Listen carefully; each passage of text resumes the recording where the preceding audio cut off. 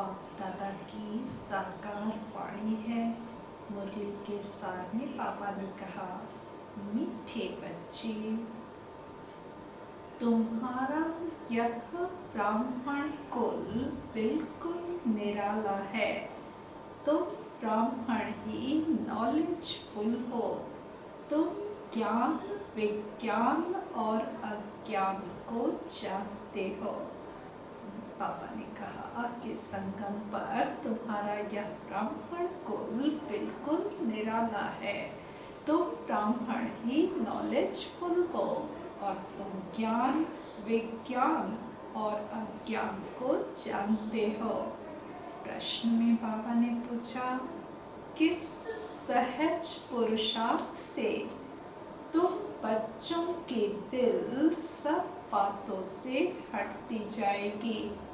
उत्तर है, सिर्फ रूहानी धंधे में लग जाओ। जितना जितना रूहानी सर्विस करते रहेंगे उतना और सब बातों से स्वतः दिल हटती जाएगी। राजाई लेने के पुरुषार्थ में लग जाएंगे, परंतु रूहानी सर्विस के साथ साथ जो रचना रची है उसकी भी संभाल करनी है। बाबा ने कहा कि इस रूहानी सर्विस में जितना जितना लगे रहोगे उतना अन्य सभी बातों से स्वतः दिल हटती जाएगी। लेकिन रूहानी सर्विस के साथ साथ जिनके ऊपर जिम्मेवारियां हैं उनको जैसे रचना रची है तो उनकी भी संभाल जरूर करनी है। गीत में है, जो पिया के साथ है उनके लिए ज्ञान की बरसात है। और शांति विस्तार से सुनेंगे। पिया कहा जाता है बाप को। अब बाप के आगे तो बच्चे बैठे हैं।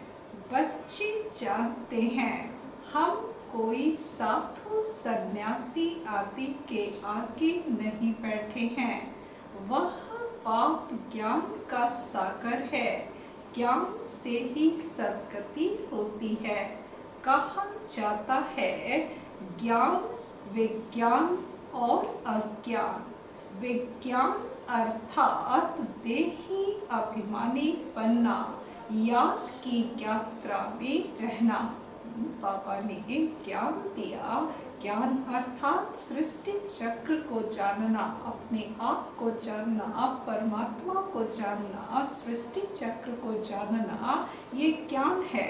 और ज्ञान मिला है किस लिए? पापा को याद करने के लिए। अपनी पहचान, परमात्मा की पहचान मिली बाप को याद करने के लिए। तो ज्ञान से परे जाने की स्थिति विज्ञान कहलाती।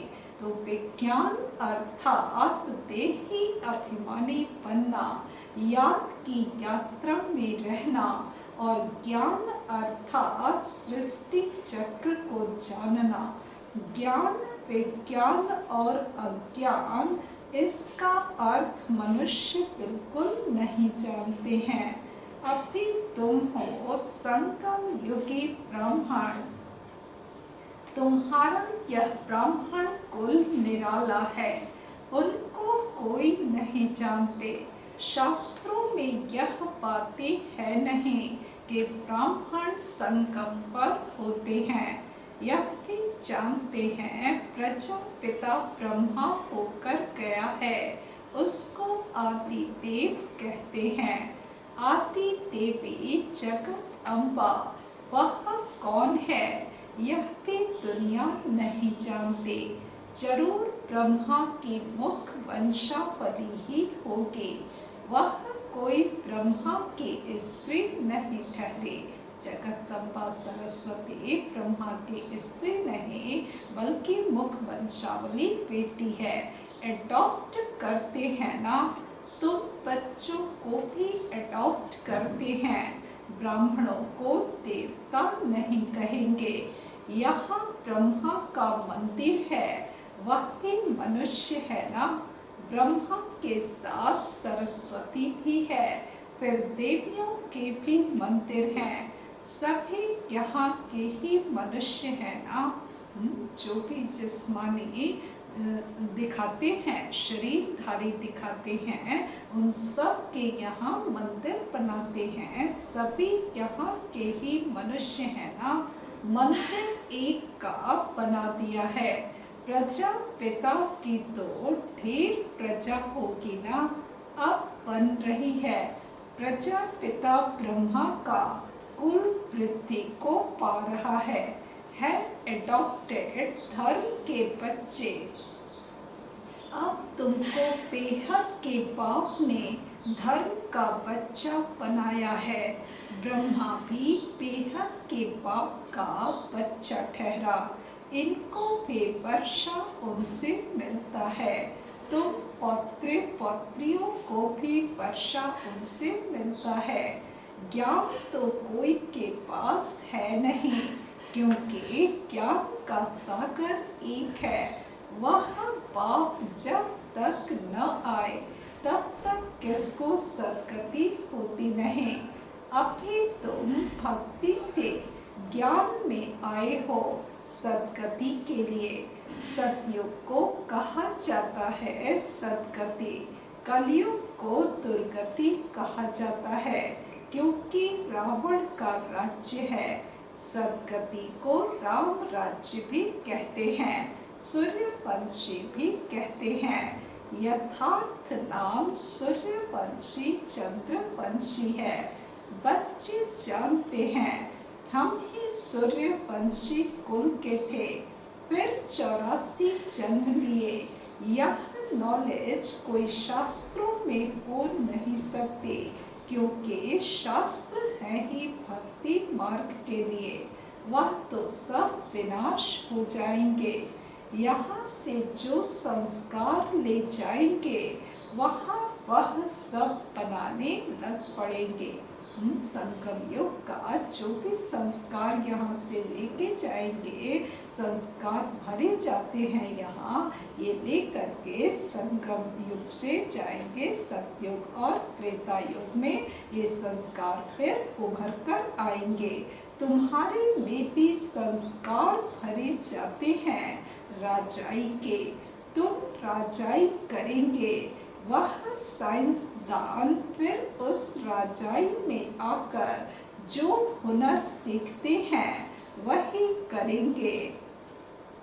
जाएंगे जरूर सूर्यवंशी चंद्रवंशी राजाई में, उनमें है सिर्फ साइंस की नॉलेज, वे उसके संस्कार ले जाएंगे। वह भी संस्कार है, वह भी पुरुषार्थ करते हैं, उनके पास वह इल्म अर्थात विद्या है। तुम्हारे पास दूसरा कोई इल्म नहीं है। तुम पाप से राजाई लेंगे, धंधे आदि में तो वह संस्कार रहते हैं ना, कितनी खिटपिट रहती है, परंतु जब तक वानप्रस्थ अवस्था नहीं हुई है तो घर बार की संभाल भी करनी है, नहीं तो बच्चों को कौन संभाल करेंगे, यहाँ तो नहीं आकर बैठेंगे। ऐसे कहते हैं जब इस धंधे में पूरी रीति लग जाएंगे फिर वह छूट सकता है। साथ में रचना को भी जरूर संभालना पड़ता है। हाँ, कोई अच्छी रीति रूहानी सर्विस में लग जाते हैं, फिर उनसे जैसे दिल उठ जाएगी, समझेंगे जितना टाइम इस रूहानी सर्विस में देवें उतना अच्छा है। बाप आए हैं पतित से पावन बनने का रास्ता बताने, तो बच्चों को भी यही सर्विस करनी है। हर एक का हिसाब देखा जाता है। बेहद का बाप तो केवल पतित से पावन बनने की मत देते हैं, वह पावन बनने का ही रास्ता बताते हैं। बाकी यह देख रेख करना, राय देना, इनका धंधा हो जाता है। शिव बाबा का धंधा है पतित से पावन बनने की युक्ति बताना, मत देना, रास्ता बताना, लेकिन बाकी देख रेख करना, इस लौकिक दुनिया के चीज़ों में इंटरफेयर करना, अनुभव से उसको प्रैक्टिकल यूज करना, ये सब राय देना ब्रह्मा बाबा का धंधा हो जाता है। शिव बाबा कहते हैं, मेरे से कोई बात धंधे आदि की नहीं पूछनी है। मेरे को तुमने बुलाया है कि आकर पतित से पावन बनाओ, तो हम इन द्वारा तुमको बना रहा हूँ। यह भी पाप है इनकी मत पर चलना पड़े। उनकी रूहानी मत, इनकी जिस्मानी, इनके ऊपर भी कितनी रेस्पॉन्सिबिलिटी रहती है। यह भी कहते रहते हैं कि बाप का फरमान है, मामेकम याद करो, बाप की मत पर चलो। बाकी बच्चों को कुछ भी पूछना पड़ता है, नौकरी में कैसे चले, इन बातों को यह साकार बाबा अच्छी तरह समझा सकते हैं, अनुभवी हैं, यह बताते रहेंगे। ऐसे ऐसे मैं करता हूँ, इनको देख सीखना है। ब्रह्मा बाबा लौकिक में थे तो उनको हर तरह के अनुभव हैं। बाबा ने कहा कि ये साकार बाबा दुनियावी सभी बातों के बारे में अनुभव, अपने अनुभव से तुम्हें बताते रहेंगे। ऐसे ऐसे मैं करता हूँ, इनको देख सीखना है, यह सिखाते रहेंगे, क्योंकि यह है सबसे आगे। सब तूफान पहले इनके पास आते हैं, इसलिए सबसे रुस्तम यह है। तब तो उच्च पद भी पाते हैं। माया रुस्तम हो लड़ती है, इसने फट से सब कुछ छोड़ दिया। इनका पाठ था, बाबा ने इनसे यह करा दिया। करन करावन हार तो वह है ना, खुशी से छोड़ दिया, साक्षात्कार हो गया। अब हम विश्व के मालिक बनते हैं। यह पाई पैसे की चीज हम क्या करेंगे, विनाश का साक्षात्कार भी करा दिया। समझ गए इस पुरानी दुनिया का विनाश होना है, हमको फिर से राजाई मिलती है, तो फट से वह छोड़ दिया। अब तो बाप की मत पर चलना है। बाप कहते हैं, मुझे याद करो, ड्रामा अनुसार भट्टी बननी थी। मनुष्य थोड़े ही समझते कि इतने यह सब क्यों भागे। यह कोई साधु संत तो नहीं, यह तो सिंपल है। इसने किसको भगाया भी नहीं। कृष्ण का चरित्र कोई है नहीं, मनुष्य मात्र की महिमा कोई है नहीं। महिमा है तो एक बाप की, सारी महिमा शिव बाबा की है। बाबा ने बताया कि शिव बाबा के पीछे सभी आत्माएं भागी, न कि ब्रह्मा के आगे। बस बाप ही आकर सबको सुख देते हैं, तुमसे बात करते हैं। तुम यहाँ किसके पास आए हो, तुम्हारी बुद्धि वहाँ भी जाएगी, यहाँ भी, क्योंकि जानते हो शिव बाबा रहने वाला वहाँ का है। बाबा ने कहा कि बाबा साकार में यहाँ आया है, तो साकार को देखते भी शिव बाबा की याद आती है, तो साथ में परम धाम में भी बुद्धि जाती है, क्योंकि शिव बाबा रहने वाला वहाँ का है। अभी इनमें आए हैं। बाप से हमको स्वर्ग का वर्षा मिलना है। कलयुग के बाद जरूर स्वर्ग आएगा ना। कृष्ण भी बाप से वर्षा लेकर जाए राजाई करते हैं, इसमें चरित्र की बात ही नहीं। जैसे राजा के पास प्रिंस पैदा होता है, स्कूल में पढ़कर फिर बड़ा होकर गद्दी लेगा। इसमें महिमा व चरित्र की बात नहीं, उच्च ते उच्च एक बाप भी है, महिमा भी उनकी होती है, यह भी उनका परिचय देते हैं। अगर वह कहें मैं कहता हूँ तो मनुष्य समझेंगे यह अपने लिए कहते हैं। यह बातें तुम बच्चे समझते हो, भगवान को कभी भी मनुष्य नहीं कह सकते, वह तो एक ही निराकार है, परम धाम में रहते हैं। तुम्हारी बुद्धि ऊपर में भी जाती है, फिर नीचे भी आती है। बाबा दूर देश से पराये देश में आकर हमको पढ़ाए फिर चले जाते हैं। खुद कहते हैं मैं आता हूँ सेकंड में, देरी नहीं लगती है। बाबा इतनी दूर से परम धाम से आते हैं, फिर भी आते हैं 1 सेकंड में, देरी नहीं लगती। आत्मा भी सेकंड में एक शरीर छोड़ दूसरे में जाती है, कोई देख न सके। आत्मा बहुत तीखी है, गाया भी हुआ है सेकंड में जीवन मुक्ति। रावण राज्य को जीवन बंद राज्य कहेंगे। बच्चा पैदा हुआ और बाप का वर्षा मिला, तुमने भी बाप को पहचाना और स्वर्ग के मालिक बने। फिर उसमें नंबर पार मर्तबे हैं पुरुषार्थ अनुसार। बाप बहुत अच्छी रीति समझाते रहते हैं। 2 बाप हैं, एक लौकिक और एक पारलौकिक।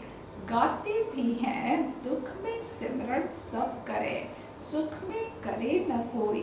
तुम जानते हो हम भारतवासियों को जब सुख था तो सिमरन नहीं करते थे, फिर हमने 84 जन्म लिए। आत्मा में खाद पड़ती है तो डिग्री कम होती जाती है।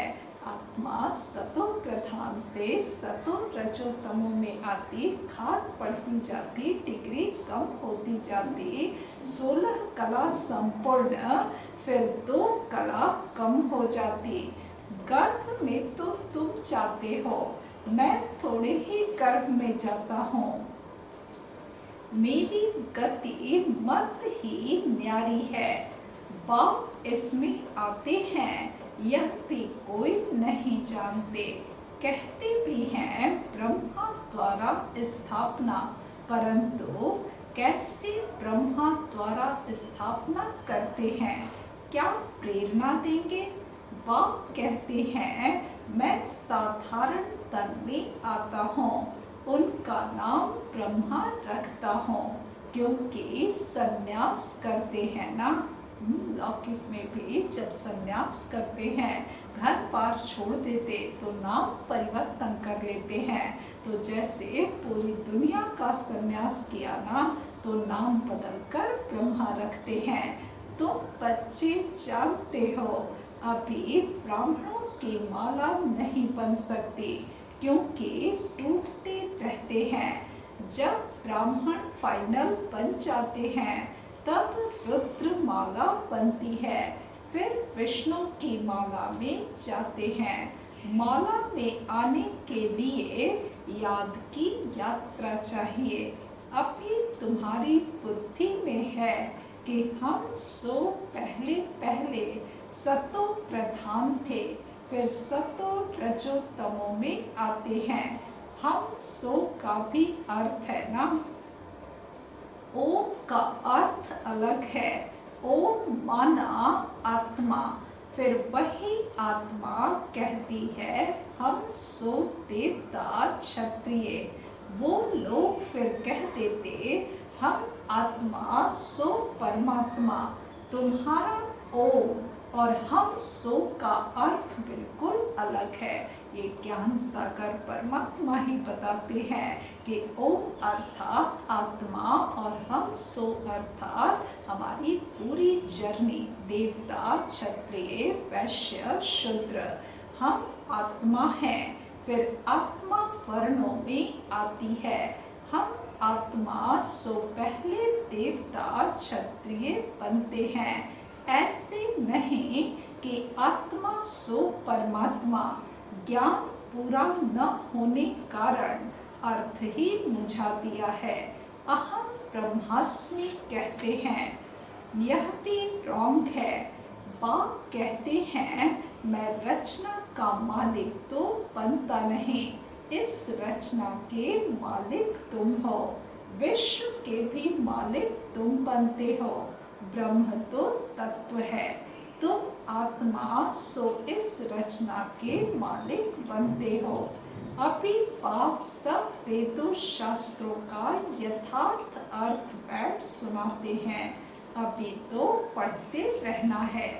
बाप तुम्हें नई नई बातें समझाते रहते हैं। भक्ति क्या कहती है, ज्ञान क्या कहता है।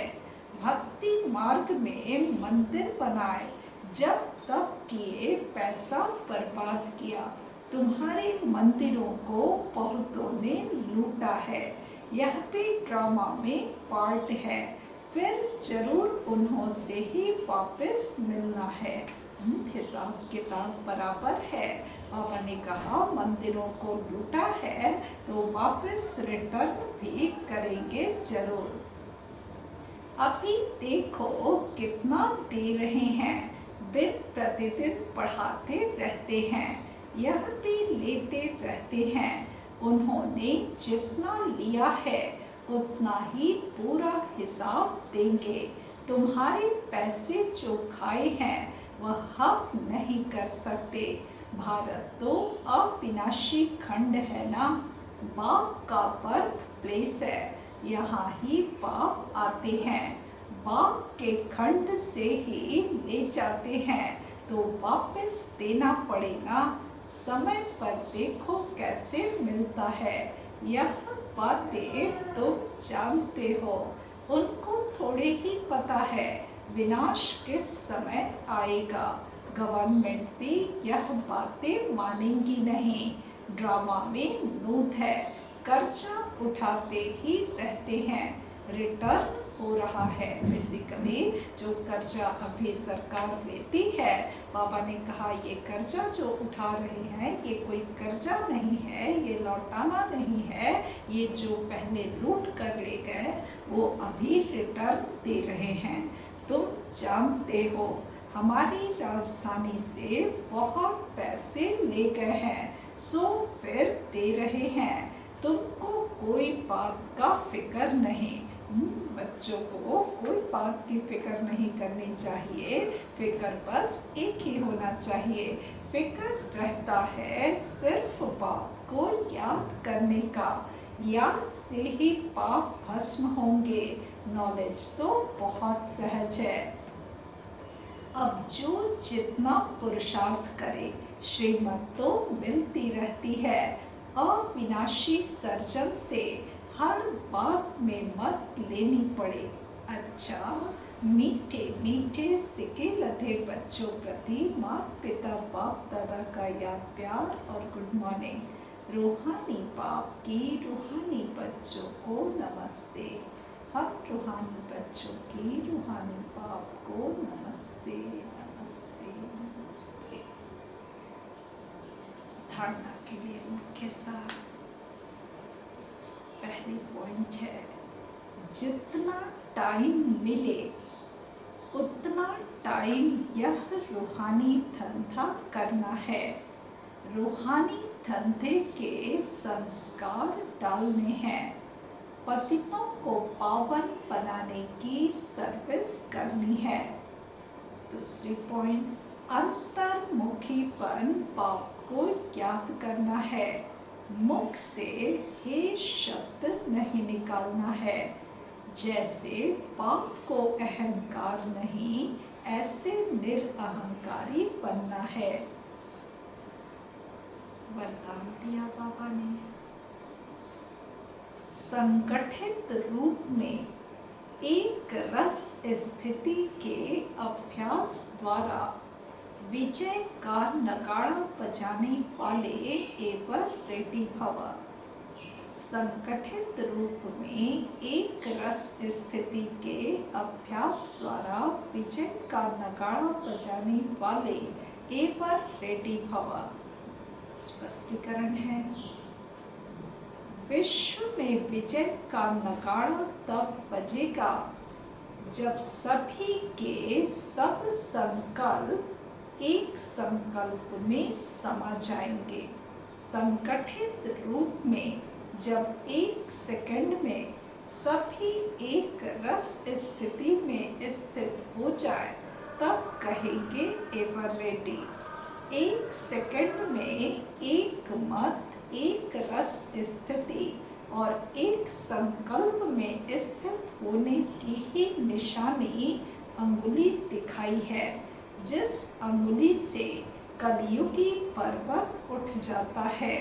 इसलिए संगठित रूप में एक रस स्थिति बनाने का अभ्यास करो, तभी विश्व के अंदर शक्ति सेना का नाम पाला होगा। विजयी, मैं विजयी आत्मा हूँ।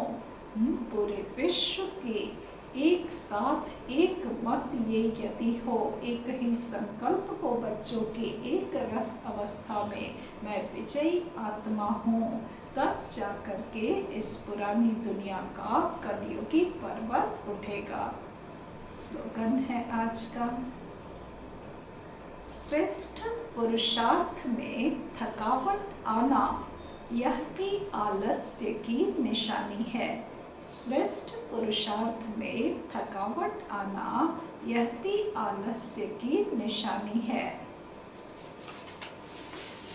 मूवी के सामने बाबा ने कहा, मीठे बच्चे, तुम्हारा यह ब्राह्मण कुल बिल्कुल निराला है।